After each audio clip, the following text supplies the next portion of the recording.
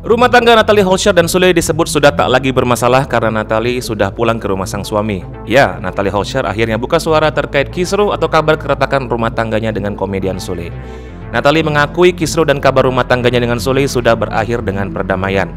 Natalie juga membenarkan semua pernyataan Sule soal kisruh rumah tangganya yang diakui sudah diselesaikan dengan baik-baik. Selain itu, ia juga mengakui sudah pulang ke rumah, kumpul kembali bersama Sule dan anak-anaknya. Ia dan sang suami juga sudah tidak lagi pisah ranjang. Tak hanya memberikan pengakuan langsung pada awak media, Natalie juga memamerkan kepulangannya ke rumah Sule melalui Instagram story pribadinya. Terlihat, Ferdi, putra bungsu dari Sule dan Lina Jubaida, menyambut kepulangan sang bundil atau sapaan keluarga Sule untuk Natalie Holscher. Ferdi terlihat membuka pagar rumah mewah Sule dan tingkahnya pun mengundang langsung tawa dari Natalie Holscher.